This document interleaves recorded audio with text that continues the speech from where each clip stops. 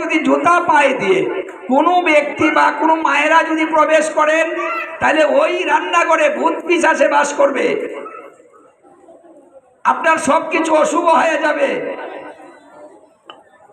কষ্ট করে নিয়মটা মানুন, বেশি কষ্ট নয়। আগের যুগে কিন্তু তাই করত। যারা বয়োজ্যেষ্ঠ আছে জুতা পায়ে দিয়ে রান্না করে, জুতা পায়ে দিয়ে কাউকে সেবা দেওয়া কখনোই কর্তব্য না, ওটা করা যাবে না। তাহলে আপনি দিচ্ছেন, আপনার অপরাধ হবে, আর যে সেবা করছে তারও কল্যাণ হবে, সাধন ভোজন নষ্ট হয়। তাই কিছু নিয়ম মানতে হয়। রঙ্গদেব রাতে যখন প্রভাত হয়েছে, স্নান করতে হবে, উনি নদীতে গেলেন, গিয়ে ডুব দিলেন। ডুব দিয়ে যখন উঠলেন, উঠে তো তাকানোর পালা, যখন তাকালেন, তাকিয়ে দেখেন তার সামন দিয়ে একটা মরা লাশ ভেসে যাচ্ছে। ছোট্ট একটা বালক, আনুমানিক বয়স 12 বৎসর হবে, একটা মরা লাশ। রঙ্গদেবের মাথা নষ্ট, সর্বনাশ, প্রভু আমাকে বলছে দীক্ষা দিতে হবে, যাকে দেখবো। আমি তো দেখলাম একটা মরা লাশ, এখন তো আমার দীক্ষা দিতে হবে মরা লাশকে।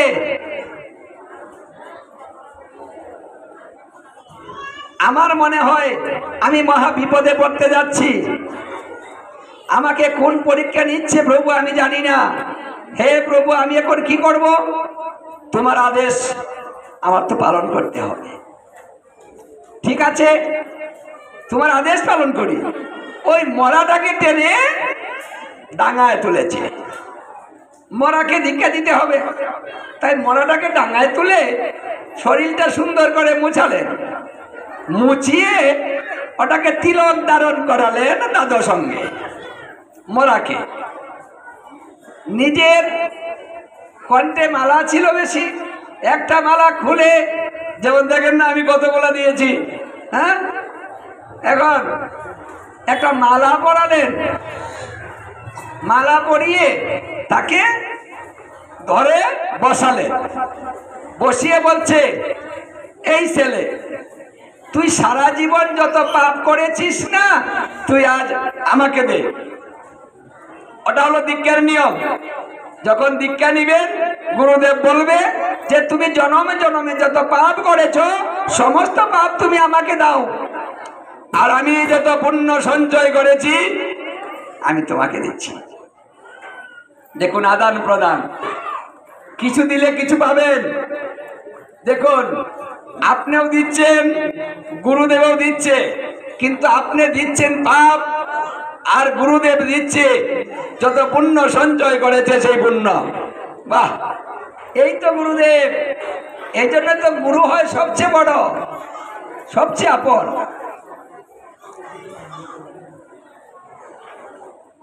উনি বসিয়ে রেখে বলছে, এই তুই আমাকে পূজা কর।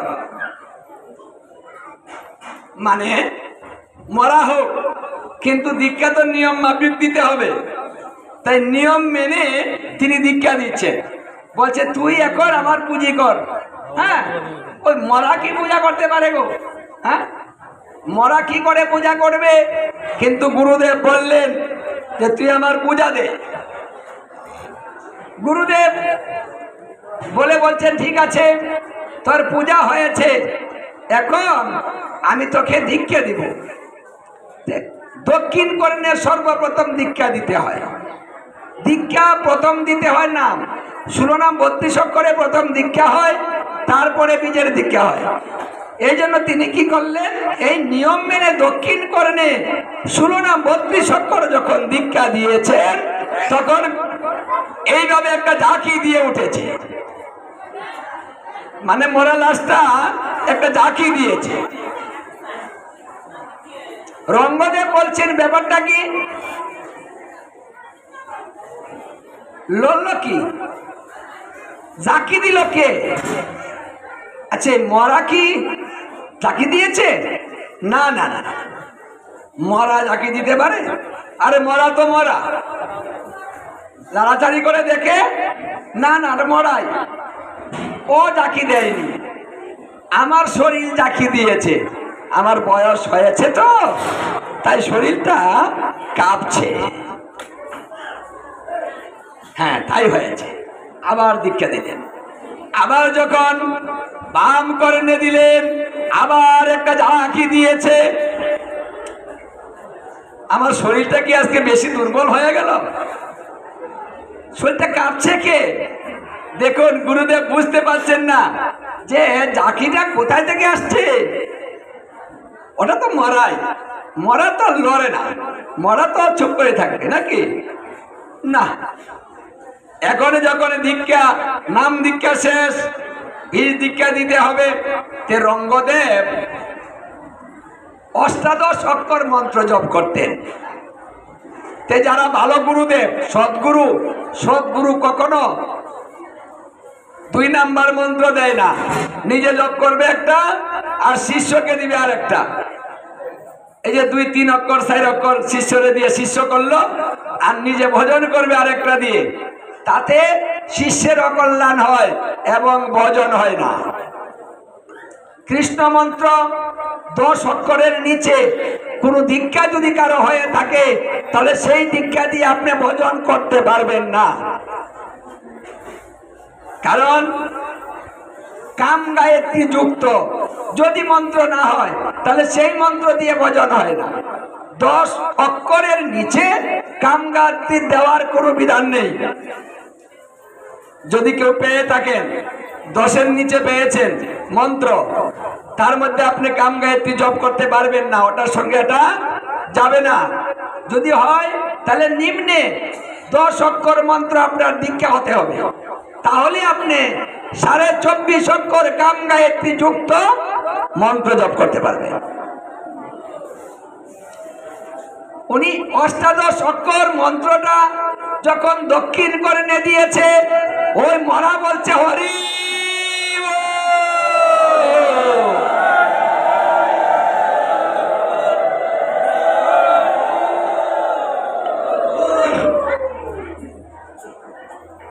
রঙ্গদেব বলছে ব্যাপারটা কি রে, মরায় চিৎকার দিল না? হরি বল, মরায় বলেছে। কি করে সম্ভব? ওটা না মরে গিয়েছে, এই মরায় কি হরি বল বলতে পারে? আমি কিসের মধ্যে পড়লাম? আচ্ছা দীক্ষাটা শেষ করি। যখন বাম কর্ণে দীক্ষা দিয়েছে, হরে কৃষ্ণ, ওটা আস্তে আস্তে নয়, মানে ওই সন্তানটা না চিৎকার করে দিয়ে বলছে এবার সত্যি সত্যি মারা যেতে হয়েছে। হরে কৃষ্ণ চিৎকার দিয়ে উঠে নৃত্য করতে শুরু করছে। কি আনন্দ, কি আনন্দ, নতুন জীবন পেলাম, আমার কি আনন্দ। গুরুদেব বলছে ব্যাপারটা কি রে? দেখুন দীক্ষার কি পাওয়ার, মন্ত্রের কি পাওয়ার। মরা যেটা হয়ে গেল মন্ত্রের গুণে, আর আমরা কি দীক্ষা দেই? যেটাও যেতে হয় না, মরা তো হয়ই না, আবার যেটাও যেতে হয় না। কিছু কিছু দীক্ষা দিলে আরো মরে, আগে ভালো থাকে, দীক্ষা দিলে পরে আরো নষ্ট হয়ে যায়, মরে যায়। এই জন্য মন্ত্র মুক্তাবলী গ্রন্থে বলছে যদি দীক্ষার পরে, হরিভক্তি বিলাসেও বলছে, ভাগবতেও বলছে, যদি দীক্ষার পরে জ্ঞানের পরিবর্তন না হয়, ভাবের পরিবর্তন না হয়, তাহলে বুঝতে হবে দীক্ষাটা হয় না, পুনরায় দীক্ষা নিতে হবে। ওই ছেলে যখন নৃত্য করছে, গুরুদেব বলছেন এই তুই মরিসনি? বলছে হ্যাঁ গুরুদেব, আমি তো মরেছি। আরে মরেছিস, তাহলে তুই জেতা হলি কিভাবে? বলছে গুরুদেব আপনার মন্ত্রের পাওয়ারে আমি জেতা হয়ে গিয়েছি। তুই কিভাবে মরলি রে? তোর কি হয়েছিল? আর তুই জলের মধ্যে পড়লি কি করে? তাহলে কি জলে ডুবে মরেছিস? বলছে না গুরুদেব, আমি তা মরিনি। তবে শোনো গুরুদেব, আমি সত্যি সত্যি মরেছি, ওটা মিথ্যা নয়, কিন্তু আমি জীবিত হয়েছি তোমার কারণে। তুমি আমাকে পুনর্জীবন দিয়েছ। দেখুন, দীক্ষায় কিন্তু দ্বিতীয় জন্ম হয়। মানুষ এক জনম মাতৃগর্ভে হয়, এক জনম, আর দ্বিতীয় জন্ম হয় গুরুদেবের কাছ থেকে দীক্ষার মাধ্যমে। তখন মানুষ দ্বিজত্ব প্রাপ্ত হয়। দীক্ষা হলে তাকে দ্বিজ বলা হয়। দ্বিতীয়বার জন্ম হয়, তাই সে দ্বিজ হয়। এখন বলছে গুরুদেব আপনার কৃপায় আমার সব মনে পড়ে গেল, আমি সব বলতে পারি গুরুদেব। শুনে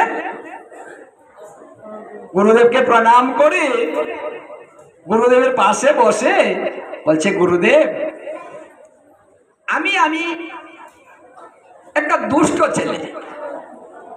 আমার মাতা পিতা আমার জন্য অনেক কষ্ট করেছে, আমি একমাত্র সন্তান। আচ্ছা, যদি একজন সন্তান হয় একজনের, তাহলে সে কেমন আদর করে গো মায়েরা বাবারা? যার কোনো সন্তান নাই, একটা যদি সন্তান হয়, আদরটা কেমন হয়?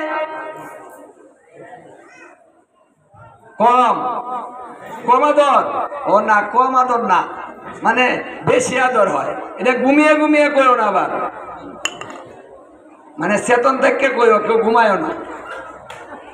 দেখেন, এত আদর, বেশি আদরে কিন্তু সন্তান নষ্ট হয়, শাসন কমে যায়, আর সন্তান দুষ্ট হয়।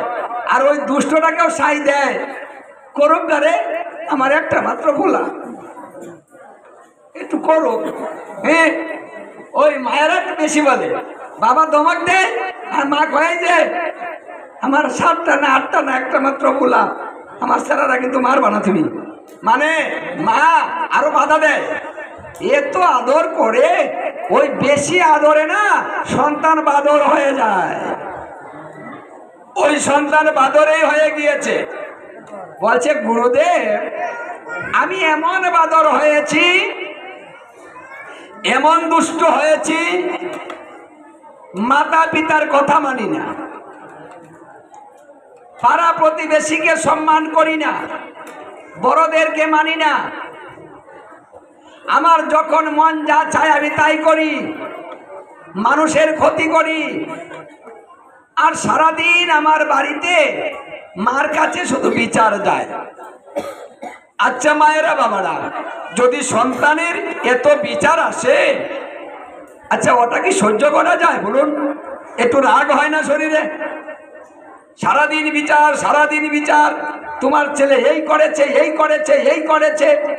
আজকে মা বলছে আজকে বাড়িতে আসো, ওর আজকে রক্ষা নেই। আমি বন্ধু বান্ধব নিয়ে শুধু সারাদিন গুড়গুড় করে আড্ডা মারি। আমার মা কি করেছে জানো গুরুদেব? আমার মা ওই দিন আমাকে বেঁধে খুব শাসন করেছে, যে তোর জন্য সারাদিন কথা শুনতে হয়, এমন ছেলের কোনো প্রয়োজন নেই। মানে মা বকাবকি দিচ্ছে, আর ইচ্ছা মতো মা মারলেন। কিন্তু জানো গুরুদেব, মা এমন ভাবে মেরেছে আমাকে না, আমি সহ্য করতে পারি না গুরুদেব। মানে এত কষ্ট পেয়েছি সেদিন। তখন আমি ক্রোধে আমি আমার মাকে একটা লাথি মেরেছিলাম। কোথায় লাথি দিয়েছি জানো? আমি মার পেটের মধ্যে লাথি দিয়েছি। কি গো, সন্তান কোথায় থাকে? পেটে থাকে না? হ্যাঁ, যে পেটের মধ্যে আপনি সন্তান রাখলেন, ওই পেটের মধ্যে যদি সন্তান লাথি মারে, তাহলে কষ্টটা কত হয়? সেই দিন আমার মা অনেক কষ্ট পেয়েছে। ওরে কুপুত্র, সারা জীবন তুই আমাকে কষ্টই দিলি। তোকে আমি যে কষ্ট করে ফেলেছি, যে পেটের মধ্যে তোকে আমি ধারণ করেছি, অবশেষে তুই পদাঘাত করে দিলি আমার সেই পেটের মধ্যে। এটাও তুই বাকি রাখলি না। ওরে কুলাঙ্গার পুত্র, আমি তোকে অভিশাপ দিলাম, তোর সর্প দংশনে মৃত্যু হবে। তুই মৃত্যুর জ্বালায় তুই জর্জরিত হবে। সেই দিন তুই বুঝতে পারবি ব্যথার কত কষ্ট। আমি তোকে এই অভিশাপ দিলাম। সেই দিন তোর কোনো বন্ধু বান্ধব তোর পাশে দাঁড়াবে না, কেউ তোকে সাহায্য করবে না। তুই চিৎকার করতে করতে বিষের জ্বালায় সেখানেই তোর প্রাণ বায়ু বেরিয়ে যাবে। যা। আমার মায় অভিশাপ দিলেন। আমি কি করলাম জানো গুরুদেব? ওই অভিশাপটাকে উড়িয়ে দিলাম। কে গো? সন্তান অভিশাপ উড়িয়ে দিয়েছে। তোমার সাপে আমার কিচ্ছু হবে না। আমার বন্ধু আমাকে ছেড়ে যায় না কোথাও। আমি মার অভিশাপটাকে গ্রাহ্য করিনি, মানিনি। কিন্তু জানো গুরুদেব, আমরা জঙ্গলে গিয়েছিলাম বন্ধু বান্ধব নিয়ে খেলা করার জন্য। যখন বন্ধু বান্ধব নিয়ে খেলা করতে গিয়েছি, খেলা করতেছি হঠাৎ করে এক সর্প এসে আমাকে দংশন করে দিল। বিশাল বড় সর্প। ওই সর্প দেখে আমার যত বন্ধু বান্ধব ছিল দৌড়ে যে দিকে খুশি ছুটতে শুরু করলো। জানো গুরুদেব, আমাকে একা রেখে আমার সব বন্ধু ছুটে চলে গেল। আমার চিৎকার কেউ শুনলো না। আমি চিৎকার করে ডাকতে শুরু করলাম, তোরা যাসনি, আমাকে ধর, আমাকে মায়ের কাছে নিয়ে যা, আমাকে সাহায্য কর। এই যে চিৎকার করলাম, জানো গুরুদেব, সেদিন আমার পাশে কেউ দাঁড়ালো না। আমি সেদিন মা মা মা বলে চিৎকার করতে রইলাম গুরুদেব, আমার মাও এলো না।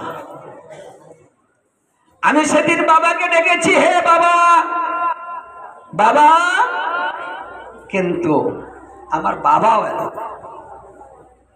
সেদিন আমি বুঝতে পারলাম অভিশাপ, অভিশাপটা এমনই হয়।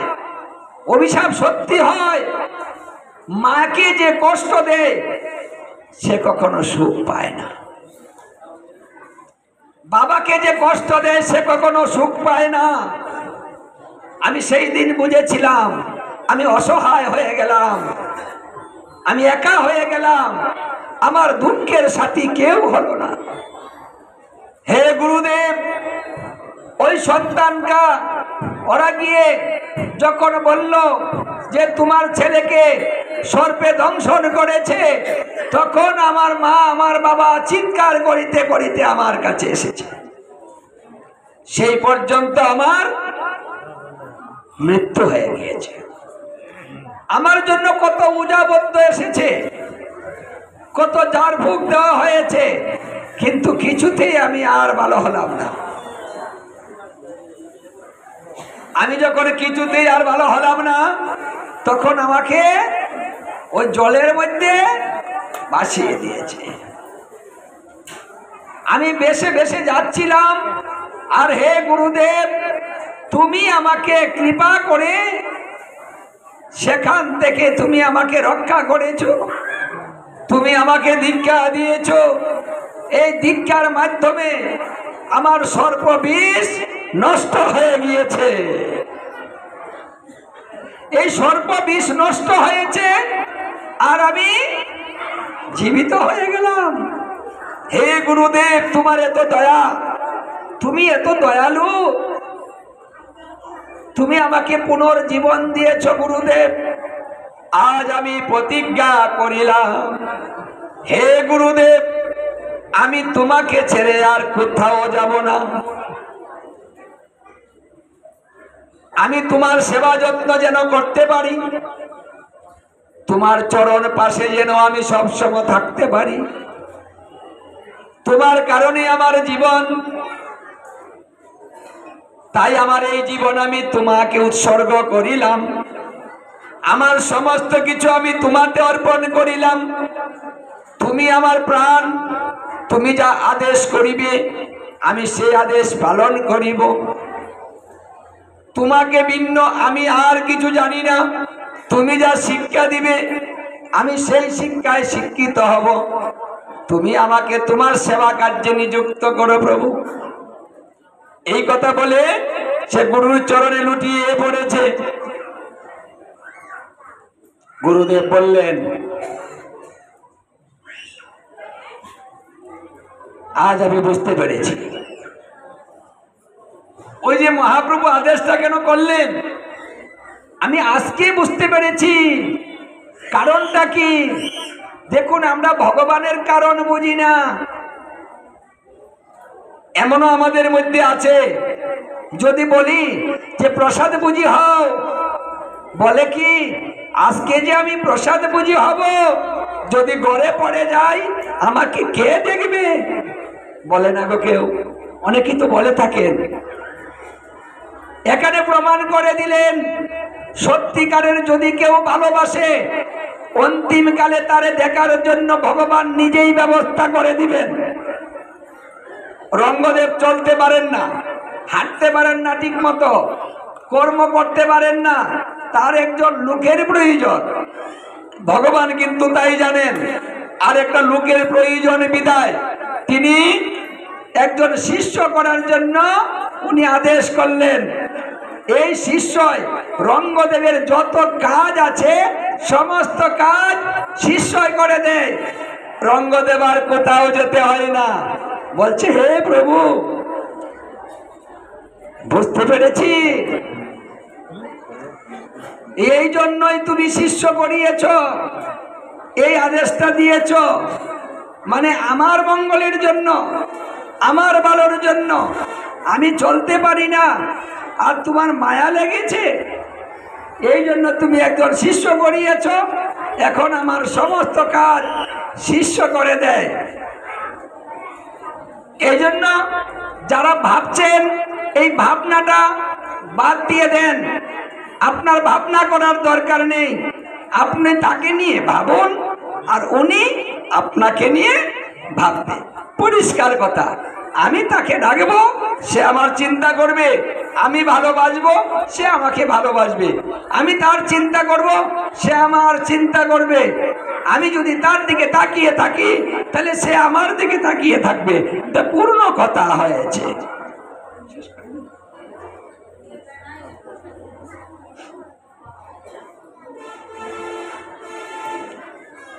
তাহলে আমাদের কিন্তু ভাবনা নেই। তাই এখান থেকে আমাদের শিক্ষা যে বিপদের বন্ধু একজন, দ্বিতীয় কোনো বন্ধু নেই, বান্ধব নেই। এই জন্য আসুন আমরা শাস্ত্রের কথা মানি এবং সেইভাবে চলার চেষ্টা করি। আগামী